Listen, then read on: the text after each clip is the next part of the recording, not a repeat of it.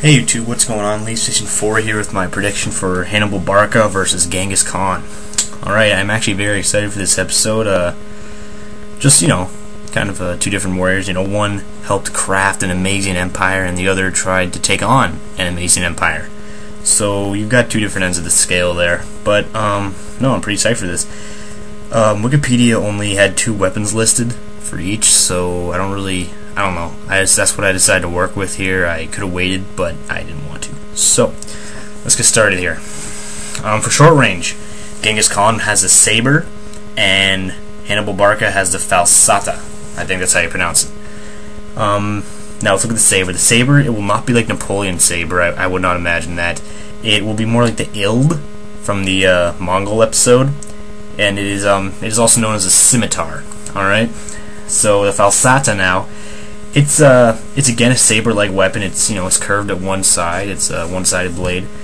It is weighted at the tip, and it can deliver the blow of an axe, but still having the cutting edge of a sword.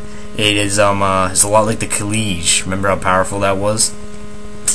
So both these swords are very similar. They're both one-sided curved blades. The only difference here is I don't know the length or anything, so I'm not going to say anything about that.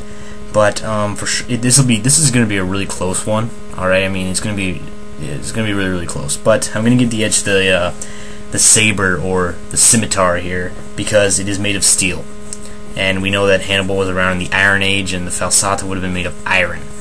So yeah, so the edge is going to go to the saber or scimitar. All right.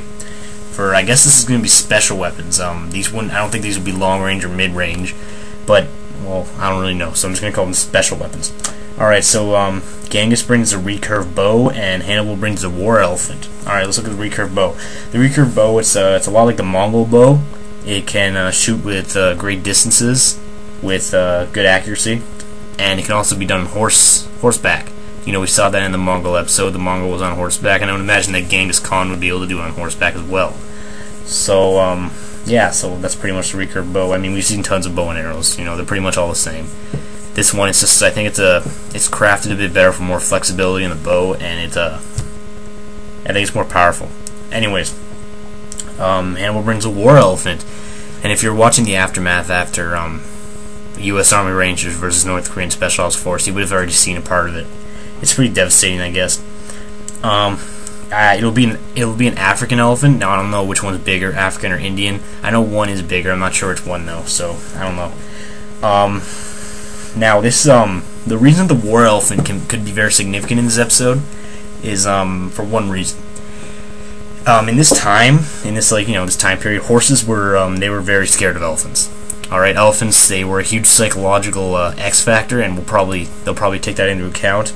And horses were very scared of them. They just the size and the smell of them. They couldn't stand it.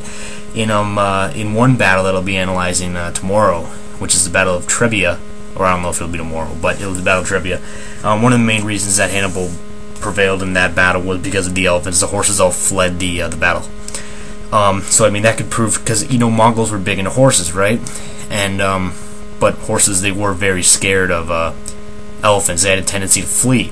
However, elephants also had a tendency to flee. If they were getting too much barrage from missiles, they would run away and possibly kill some of their own troops. However, I'm going to give the edge here to the elephant. It does provide a psychological X factor, as I said, and like I said, it may take Genghis's horse down from him, alright, which could be a very huge disadvantage for Genghis, because now he has to try and take down Hannibal when he's on top of an elephant with like a bow and arrow, so that could be very difficult. Alright, so guys, for short range I gave the edge to Hannibal, or to Genghis for his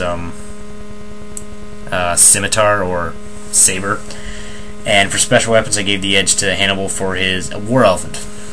So not tomorrow, maybe I don't know, maybe it will be tomorrow, I don't even know, but I'll be doing my battle tactics. I'll do a battle for each, and I know I need a good battle for Genghis, one that was somewhat significant and took some tactics into it. So if any of you know one, let me know and I'll do it in my video.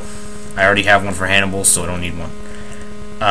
Also, guys, check out my aftermath after the episode, and don't forget to like, rate, subscribe, and well, yeah, I guess that's about it. I'll see you guys later, and bye.